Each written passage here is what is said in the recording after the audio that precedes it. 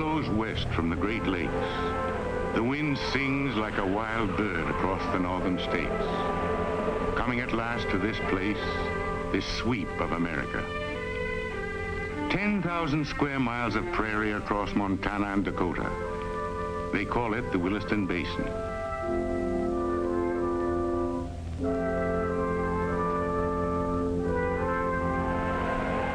Not so long ago, this was frontier. Listen closely, and you will hear the old ghost echo of covered wagons, the phantom shadows of pioneers fighting for their lives against the wilderness. Lean men hard as hickory, lonely women wearing their dreams like a bit of bright calico.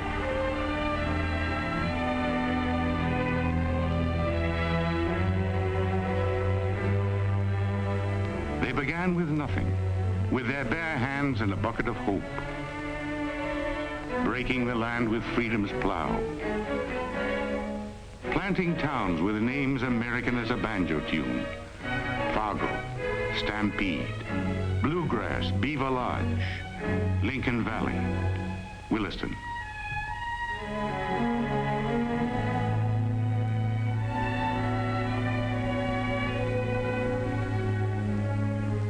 Halverson's my name, Nils Halverson, wheat farmer and school teacher.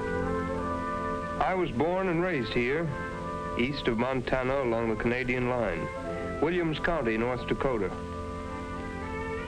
If I were somewhere away at the end of the earth and thinking of home, the thing I'd remember'd be winter.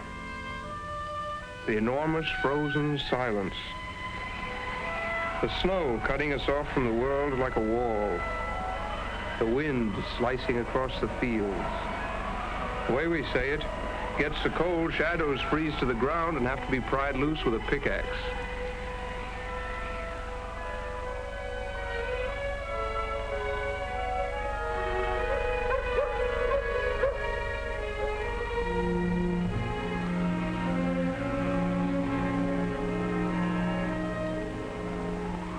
It might seem like a sort of desolate place to some, but we're mostly Norwegian up this way. And we've got an old immigrant prayer that goes, should all things perish, fleeting as a shooting star, O God, let not the ties break that bind me to the north.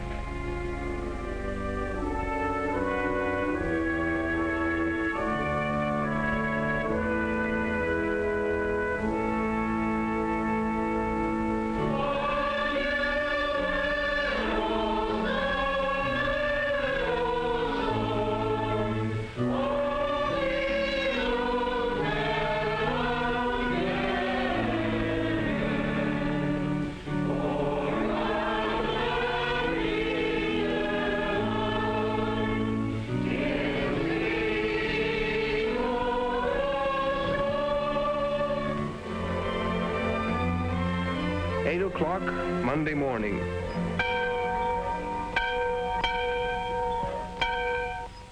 I've already put in an hour of chores at the farm by the time I turn up at the school, a one-room country schoolhouse at the edge of a wheat field.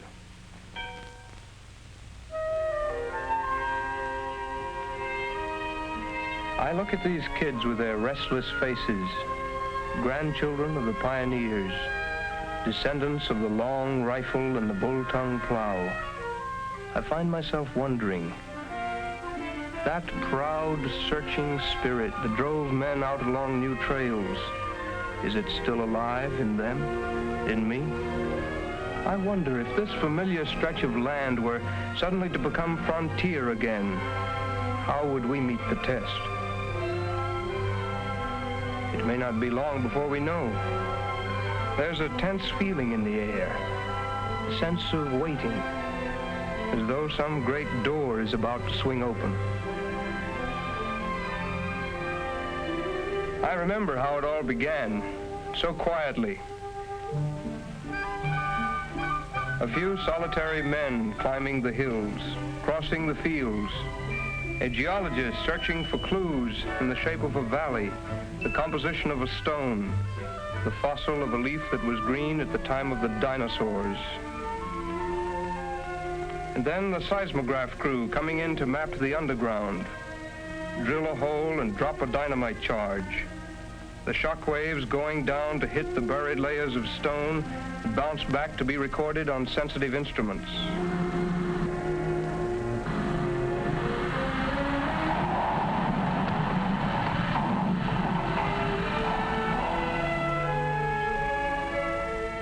By then, we all knew what they were doing.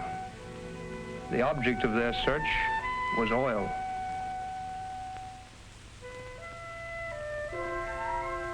Hard to imagine that somewhere 1,000 miles across the continent, men were adding years of scientific research, checking reports, approaching a decision that might open a new world on our doorstep. From all of our available data, I'd say that this is it. East of Williston here, south of Tioga, in the southwest of 15595, there's a fair chance of striking oil in a number of reservoir rocks. I remember the day last winter, Saturday morning it was. I was working with my pa. He's a tough, stubborn old gent. Been out here in Dakota raising wheat since the days when there was nothing but log cabins and a railroad depot.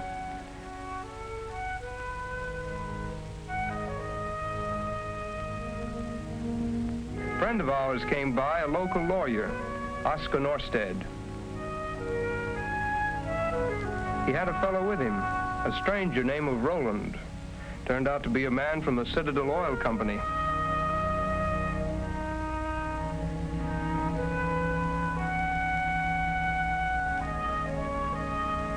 I remember we invited them inside for some of my wife Barbara's good coffee and the usual talk about the weather and the wheat crop. The reason I'm here is we'd like to lease the mineral rights on your land. We're offering 10 cents an acre rentals on a 10-year lease. Wheat is good enough for me. Most of our operation is underground. The fields are still yours. You can go right on farming. And if you should hit oil? You get the standard royalty, 1/8 of every barrel. Your company is crazy. There's no oil around here. Every 4 or 5 years, another company comes around, buys up a bunch of leases. There must be half a dozen dry holes out there on the prairie. We're willing to take our chances. How about it? We'll think it over. Do that. We want you to feel right about it. I'll be back in a week or so. I drink every drop of oil you can find in North Dakota. No sooner did the first visitor take off than the next one came rolling in. Another landman from Burns Petroleum.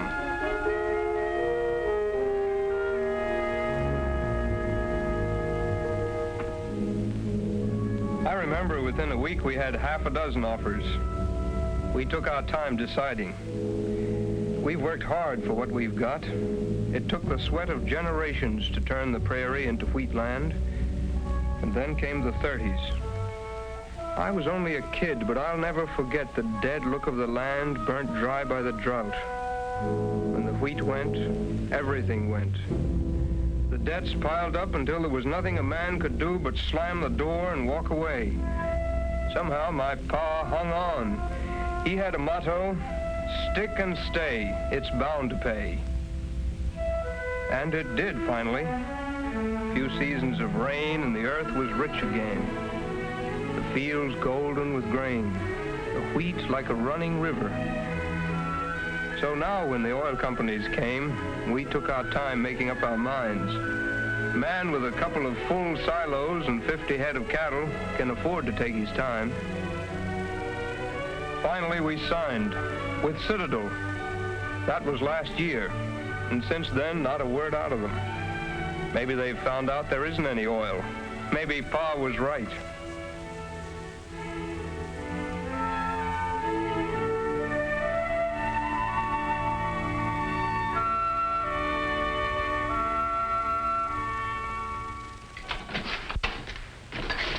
Neil, over at Bronson's place, they started drilling. Is that right?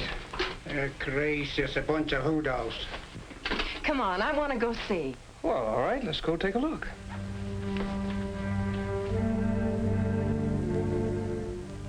Out in Bronson's North 40, they were putting up a giant 10-story derrick they call a rig.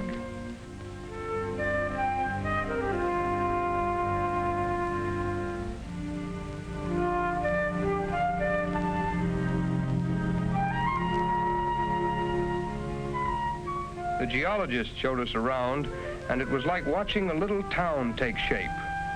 Welders and roustabouts working in the stinging cold, putting up the drilling platform, digging the mud pit, stacking pipe, stringing power lines, working with numbed feet and icy fingers, getting things ready to sink the drilling bit into the frozen earth.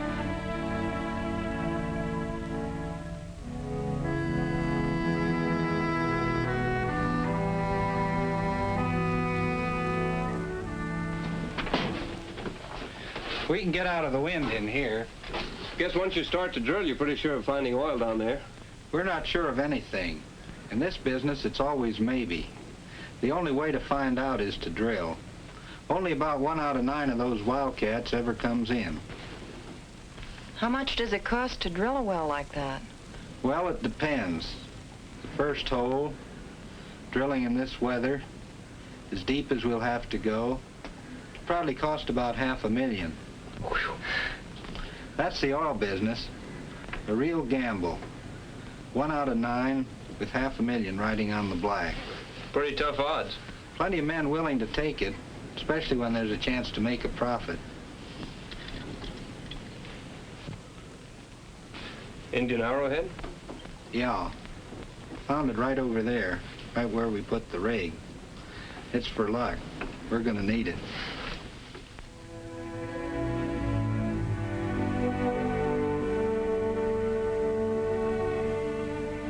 In the evenings after that, I watched Barbara.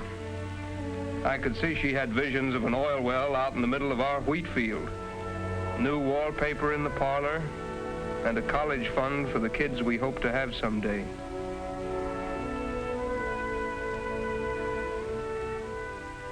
And Pa? He keeps saying they're crazy, but he's dreaming too. 10 more head of cattle, a new barn, a new harrow. The old one's about shot. And me? I don't know. I'm not sure. What sort of changes will it bring? Everywhere in town you hear people talk about oil. The farmers around the county, the closest most of them have ever been to oil, is putting a couple of quarts into a tractor. And suddenly they become experts, talking about jackknife rigs and rotary drills. Of course, there are plenty who still say, I'll stick with wheat.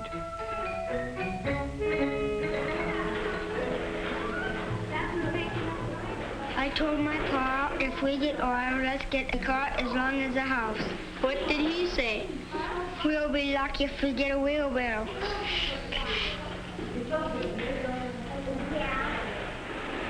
Afternoons when I get home from school, before I start my chores, I find myself going out to the rig to stand with Joe Guthrie, the tool pusher, watching the crew. A rugged bunch of boys, tong buckers from Texas, roughnecks from Oklahoma and Arkansas. Watch them changing a bit, pull out the pipe, clamp on the big tongs. The man on the cathead spins her in reverse, uncoupling the 90-foot joint of drill pipe. And then the block hoists it to the derrick man up on his monkey board, 85 feet overhead, waiting to snare the pipe and manhandle it over into the rack. Then the block shooting down again to grab the next joint. Split-second timing. Slam on the brakes, clamp on the tongs, yank out the safety slips, the driller and the tong buckers working together with the swift precision of an all-American backfield. A rugged, proud, independent breed, always ready to pull up stakes and head out to wherever there's oil to be found. California, Montana, Gulf of Mexico, or right in our own backyard.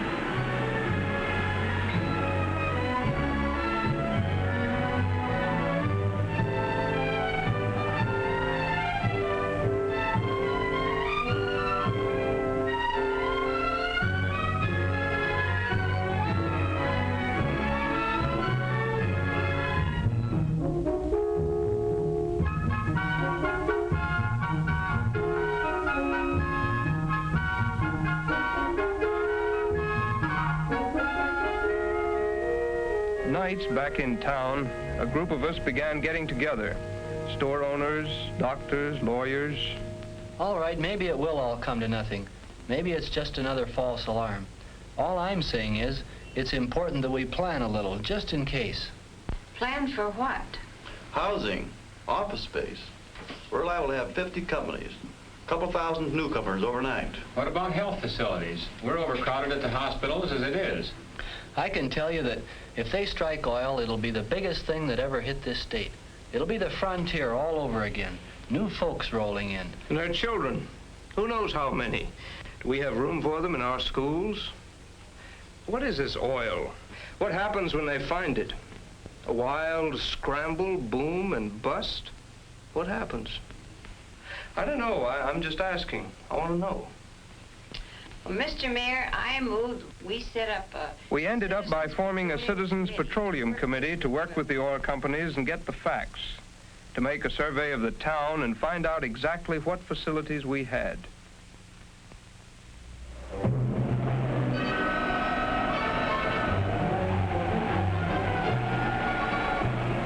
Meanwhile, Citadel was learning the hard way about a North Dakota winter. The deadly cold, 30 below, and the wind like a fist in your face. Most of the crew was from the south, and to them the cold was beyond belief.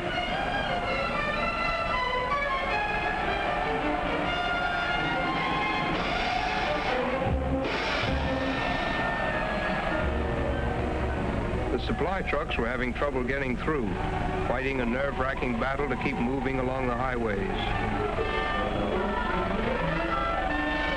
It got so when a man left home for the rig, they'd radio on ahead to make sure he wasn't marooned somewhere. A dozen times cars were stranded, and they had to send out searching parties.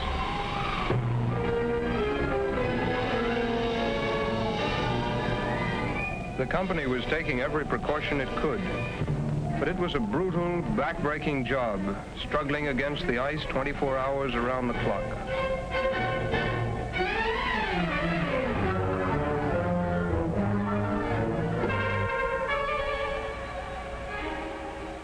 Sometimes the bitter weather got to be more than a man was willing to take.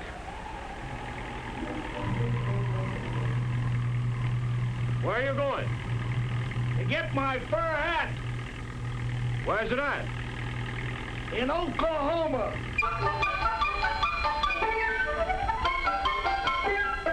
Yet somehow the drilling went on, and the bit kept gnawing away at the iron-hard earth.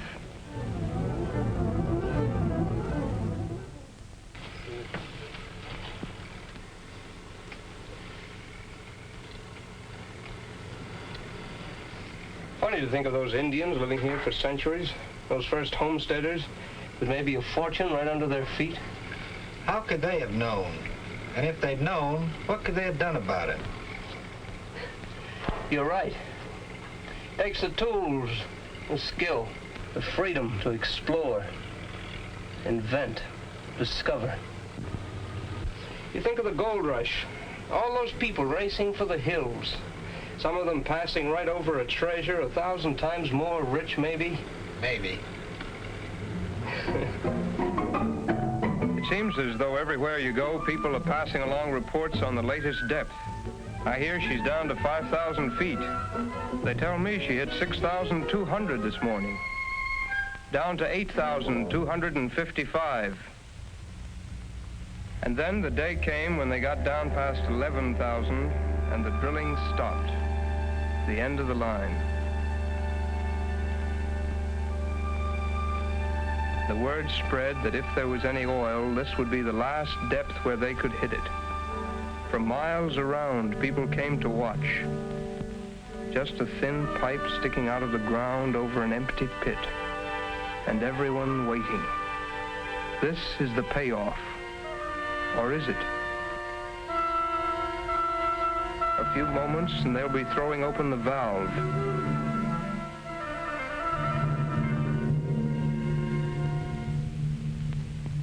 We stand there, our eyes glued to that pipe. Will it just keep spilling its thin stream of muddy water, or will it gush forth the white foam that means oil? Waiting, waiting. each of us with his hopes, his secret dreams.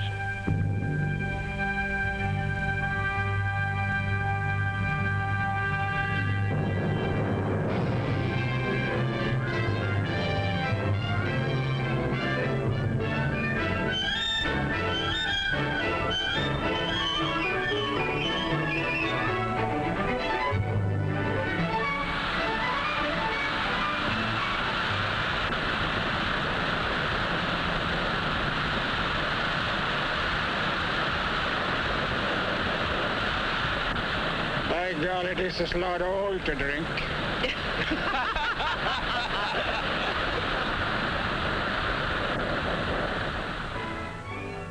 They flashed the word from the field to the production office at Williston, and from there to the central office in Oklahoma.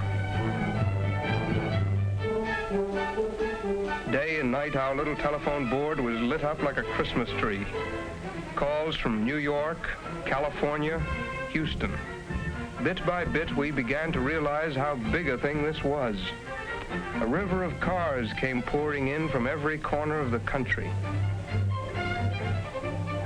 The streets and hotels jammed with a stream of newcomers, reflecting all the marvelous, varied cross-weave of America. Every day bringing a new flood of cars. Every train bringing new faces. A construction engineer coming in on a fast express from Cheyenne. A pipe salesman flying up from Tulsa. Trucking outfits and supply companies bringing in everything from 6-inch bolts to storage tanks, riveting guns to road graders. Rig builders and drilling contractors rolling in, ready for work. 100 oil companies racing to get a foot in the doorway, competing for leases, drilling wells across 10,000 square miles of North Dakota and Montana.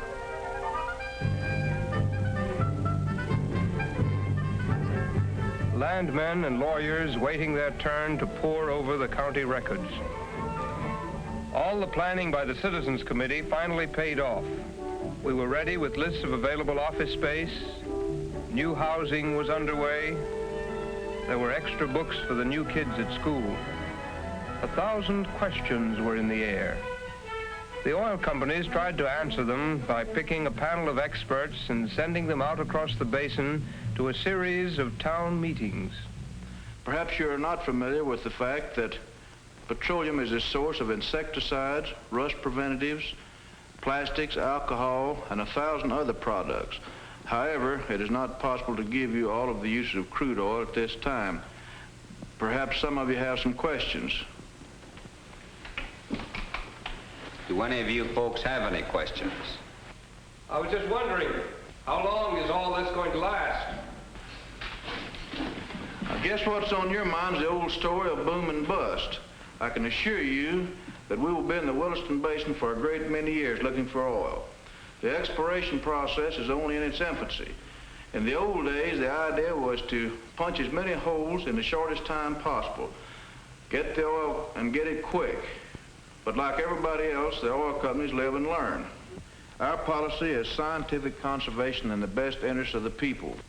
All over the country, we're learning how to produce our fields in a manner in which we can ensure ourselves of the greatest ultimate recovery.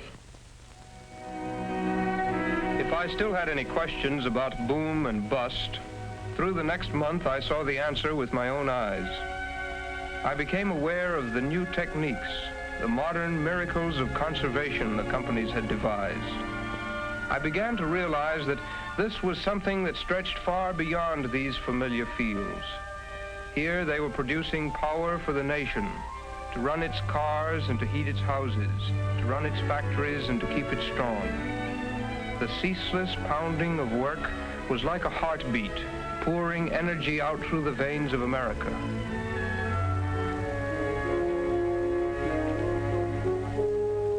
And then the word came that on next Monday morning, they were going to start drilling on our land. Of course, we hoped our well would come in, but I couldn't help thinking, suppose they hit a dry hole. It had happened before to our neighbors across the fields. And what about the folks back in town who don't own any land? What about them? What would oil mean to their future? Again, I found the answer before my eyes. I found it on the morning Tommy Larson forgot his lunch and his pa stopped by to drop it off.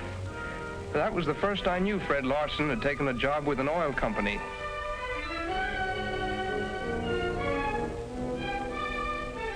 Then I began to realize that there were others, local people working at new jobs.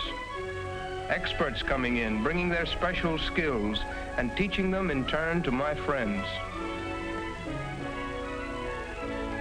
I finally understood that oil will enrich the lives of hundreds of my neighbors who will never own a well or see a drop of petroleum. I finally knew for sure that the coming of oil was good for all of us.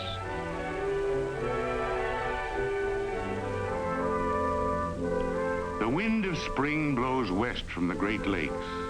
The warm wind sings across Montana and Dakota, coming at last to this place.